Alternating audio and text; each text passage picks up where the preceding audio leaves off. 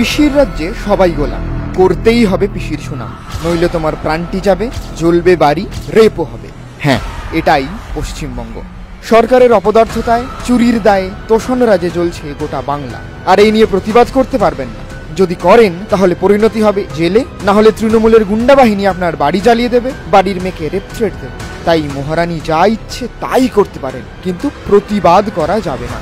এই ধরুন, মমতার ভোট রাজনীতির ফাটকা মুসলিম তোষণের প্রতিবাদের মুখ হলেন কার্তিক মহারাজ। তিনি মমতার এই বাংলাকে বাংলাদেশ বানানোর চক্রান্তের বিরুদ্ধে এই বছরেরই ডিসেম্বর মাসে ডাক দেন হিন্দু ব্রিগেড সমাবেশের। তিনি ঘোষণা করেন, এই দিন ব্রিগেড ময়দান থেকে 5 লক্ষ সনাতনী কণ্ঠে হবে গীতা পাঠ। তোষণের এই বাংলায় এমন এক প্রতিবাদ সহ্য করবে কেন তৃণমূল শাসক?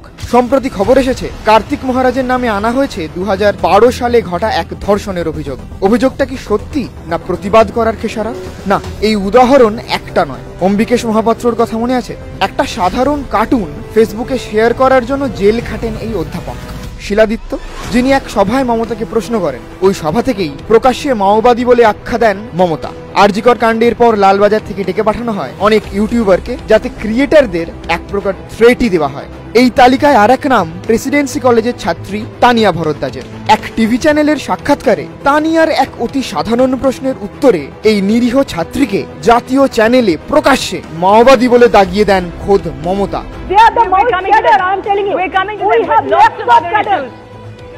This is wrong. I am not. I cannot reply the CPM question. They are the Maoist students. I can, even you can ask their all the details. I am sure they are asking the Maoist question and the CPM question. They are the CPM cadets. I am sorry. I cannot say no. Okay. I cannot say I am not. No. Okay. I am not. Okay. This is a different. No. তবে এই দিন আর আসতে দেরি নেই, যেদিন গোটা রাজ্য, প্রতিটা বাঙালি প্রশ্ন করবে মমতাকে। তখন আর কতজনকে জেলে ভরবেন মাননীয়া? জেলে অত জায়গা আছে তো? তবে এমন না হয় প্রতিবাদীদের জেলে পাঠাতে পাঠাতে আপনার গন্তব্যই না হয়ে ওঠে জেল।